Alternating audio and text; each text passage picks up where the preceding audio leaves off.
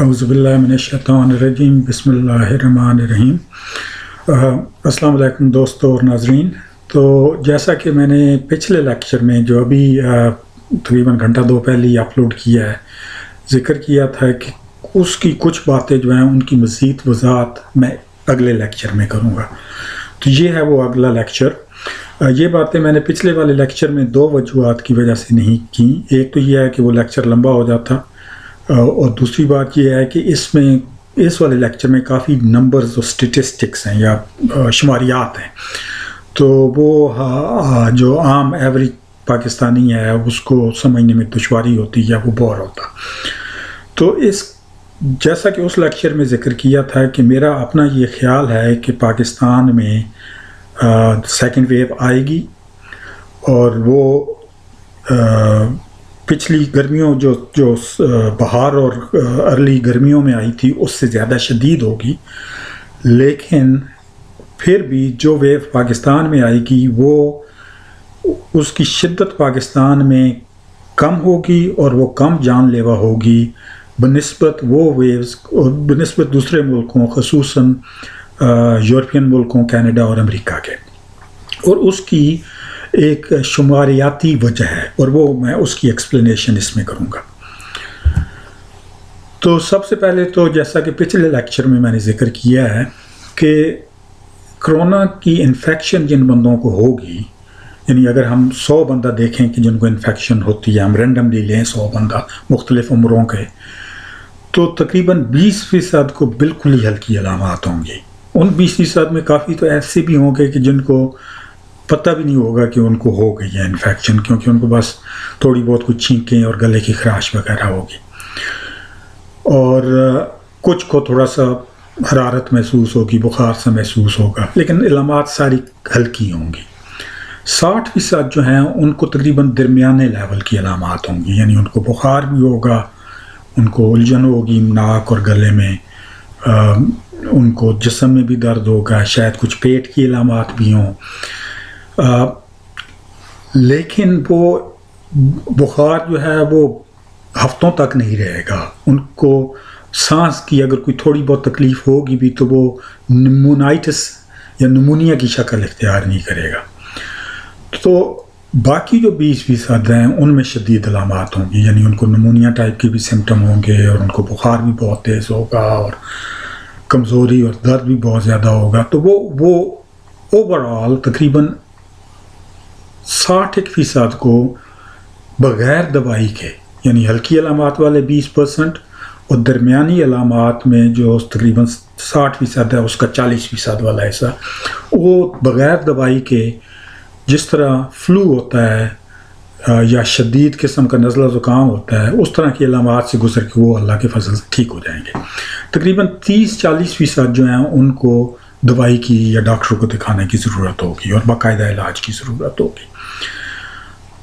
اب ہم اگر انہی کے حساب سے اسی ڈیٹا کی کہ چونکہ یہ اب لاکھوں مریضوں کے اوپر پوری دنیا سے کلیکٹ ہو چکا ہے یہ ڈیٹا، اگر ہم دیکھیں کہ اندازاً ہسپتال میں داخلے کی کتنے کی ضرورت پڑے گی، یعنی شدید ترین جن کو ہوگا یہ کووڈ-19، اور اموات کا تناسب کیا ہوگا، اور اس کا ہم اگر عمر کے ساتھ اس کا تجزیہ کریں، تو میں نے یہ عمر کے 5 گروپس بنائے ہیں: 19 سال سے کم، 19 سے 30 سال جس کو ہم نوجوان کیٹیگری کہہ سکتے ہیں، 31 سے 50 سال ینگ ایڈلٹس جن کو ہم کہتے ہیں، 50 سے 60 سال اولڈر ایڈلٹس جن کو انگلش میں کہتے ہیں، اور 60 سے اوپر جو کہ بزرگوں کی کیٹیگری میں آ جائیں گے۔ تو ان کیٹیگریز میں اگر ہم دیکھیں تو اس میں نیلی جو لائن ہے، ہلکی نیلی، وہ ہسپتال میں داخلے والوں کی ہے۔ تو 19 سال سے کم اگر ہم سٹینڈرڈ جو بنائیں وہ نوجوان کو بنائیں، 19 سے 30 سال والے گروپ کو، تو ہر ایک فرد جو اس عمر کا داخل ہوتا ہے، 3 فرد 19 سے کم والے ہسپتال میں داخل ہوں گے، اور 3 ہی 31 سے 50 کے درمیان جو ہیں ان کو ہسپتال کی ضرورت پڑے گی۔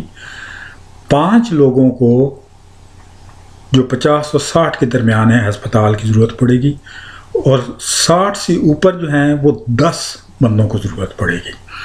یعنی نوجوان گروپ جو ہے 19 سے 30 سال کا اور جو 60 سے اوپر والا کا گروپ ہے 10 گنا کا فرق ہے.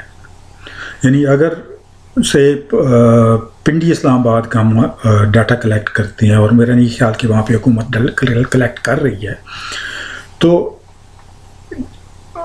پورے پنڈی اسلام آباد میں اگر 100 بندہ 1 سال کی عمر والا جو ہے اس کو اگلی ویو میں اسپتال کی ضرورت پڑتی ہے، تو اس کے مقابلے میں 1000 بندے کو جو کہ 60 سے اوپر ہیں ان کو ہسپتال کی ضرورت پڑے گی.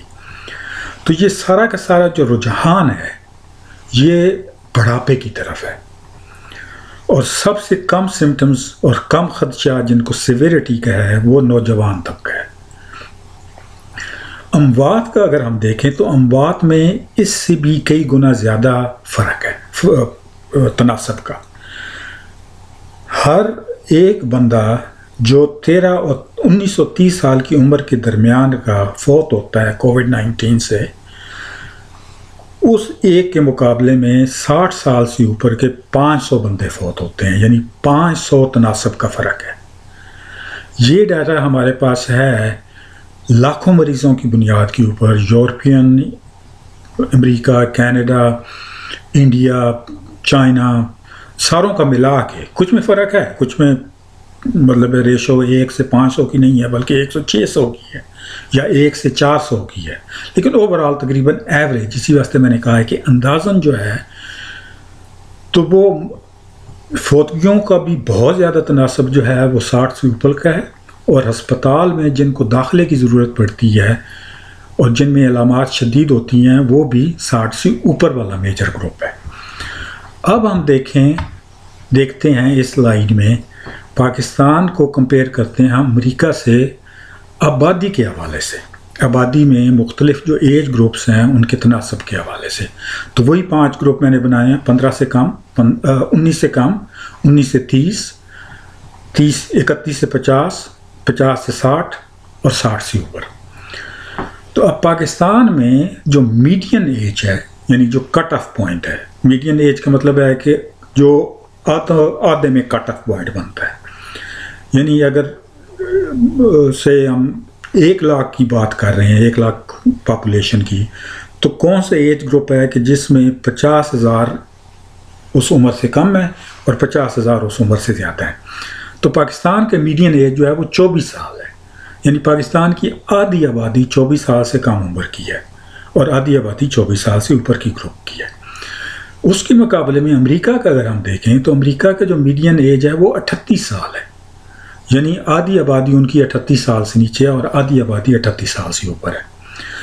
اب ہم جو پچھلی سلائیڈ میں ذکر کیا ہے، مطلب اس کو اگر ہم تھوڑے سے اور اس بات کو غور سے دیکھیں تو جو پاکستان ہے، پاکستان میں تقریباً 32% 19 سال سے کم ہے، 30% جو ہیں وہ 1930 کے درمیان ہے، 25% 31 اور 50 کے درمیان ہے. تو یہ بن جاتے ہیں تقریباً 87%. تو 87% جو پاکستان کی آبادی ہے وہ بیسیکلی 50 سال سے کم ہے. اس کے مقابلے میں اور جو 50 سال سے اوپر ہیں کہ جن میں زیادہ شدید بیماری کا ڈر ہے، جن کو ہاسپٹلائزیشن کی ضرورت کی ہے، پاکستان میں وہ ٹوٹل 13% ہے. لیکن اس کے مقابلے میں امریکہ کو اگر ہم دیکھیں تو 50 سال سے اوپر جو بندے ہیں وہ 38% ہے. یعنی جو ہائی رسک گروپ ہے زیادہ شدید بیماری کا اور بیماری سے مرنے کا، وہ امریکہ میں پاکستان کے مقابلے میں 3 گنا ہے. تو صرف یہی 3 گنا کا جو فرق ہے، یہ فرق ہم پاکستان کو امریکہ کے مقابلے میں 3 گنا کم کر دیتا ہے شدید بیماری، ہاسپٹلائزیشنز اور مورٹیلٹی، فرٹیلٹی یعنی اموات. تو ہماری اموات صرف اس اسٹیٹسٹیکل بیس کے اوپر، پاپولیشن بیس اسٹیٹسٹکس کے اوپر امریکہ کے مقابلے میں 3 گنا کم ہوں گی. اس کے ساتھ ساتھ ہی جب ہم یہ دیکھتے ہیں کہ جو بیماری کا رسک ہے وہ اس گروپ میں اتنا یکدم زیادہ ہو جاتا ہے اور کمپلیکیشن زیادہ ہو جاتے ہیں، تو یہ اسپریڈ تھوڑا سا اور بھی پھیل سکتا ہے. یا کم بھی ہو سکتا ہے، کیونکہ پاکستان میں اتنی علاج کی سہولتیں اور ایکسپرٹیز نہیں ہیں جتنی امریکہ یا یورپ وغیرہ میں ہے. لیکن صرف اس بنیاد کے اوپر کہ جو گروپ جو ہائی رسک گروپ ہے، جس کا یعنی جو 50 سال سے اوپر کا گروپ ہے، اس کا رسک، بیماری کا رسک جو ہے 50 سال سے کم سے تقریباً 5 گنا زیادہ ہے، اور 50 سال سے اوپر والوں کا مرنے کا رسک 50 سال سے کم والوں کی نسبت تقریباً 80 گنا زیادہ ہے. تو وہ گروپ، وہ ایج گروپ امریکہ میں پاکستان کی نسبت 3 گنا زیادہ ہے. تو اس واسطے امریکہ کے مقابلے میں اور یورپ کے بھی بیشتر ملکوں میں اور کینیڈا کے بیشتر ملکوں سے تقریباً یہی فرق ہے کہ ان کی آبادی بڑھاپے کی طرف زیادہ ہے، پاکستان کی آبادی نوجوانوں کی طرف زیادہ ہے. تو یہ بات جو ہے یہ ہمارے لیے تسلی بخش ہے کسی حد تک. لیکن میں اگلی سلائیڈ میں چند بہت امپورٹنٹ جو پریکاشنری یا تنبیہ نکات ہیں وہ آپ کو وضاحت کرتا چلوں کہ یہ جو میں نے بتایا اس سے یہ نہ آپ میسج کہیں لے لیں کہ بھئی میں یہ کہہ رہا ہوں کہ پاکستان میں سب کچھ ٹھیک ٹھاک ہے چونکہ جوان طبقہ زیادہ ہے، زیادہ تر بیمار ہی نہیں ہوں گے اور سب کچھ ٹھیک ٹھاک ہو جائے گا، کہ جیسے پیچھے گرمیوں میں ہوا ہے ویسا سردیوں میں ہونے کے امکانات بہت ہی کم ہیں. اور جیسا پچھلے لیکچر میں نے وضاحت کیا ہے وہ اس واسطے ہوا ہے کہ قدرت ہمارے ساتھ تھی، گرمیوں کا موسم آ رہا تھا، وائرس کو وہ کنٹرول کر رہا تھا. ابھی ہم سردیوں میں جا رہے ہیں تو یہ ویو پچھلی ویو سے زیادہ سخت ہونی ہے.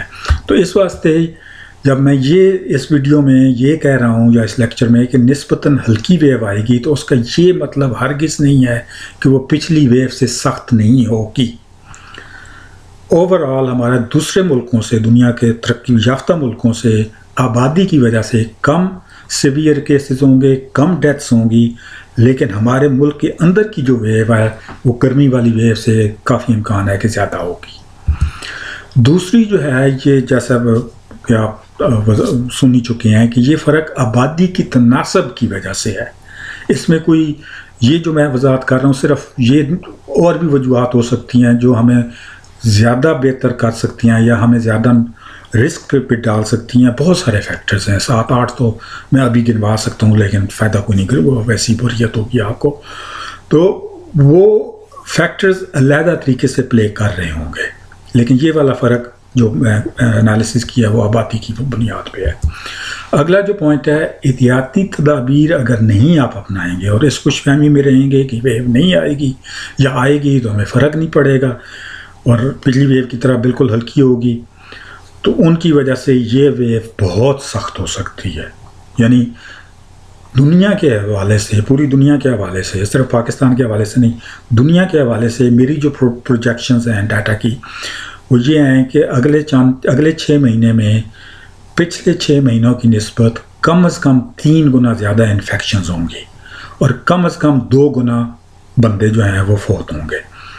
تو احتیاطی تدابیر جو ہے اپنانا بہت ضروری ہے. اور آخری جو پوائنٹس ہے جس کا میں نے ابھی چند منٹ پہلے ذکر کیا تھا، دیگر فیکٹرز بھی ہیں کہ جو بیماری کے پھیلاؤ اور شدت میں ملوث ہیں.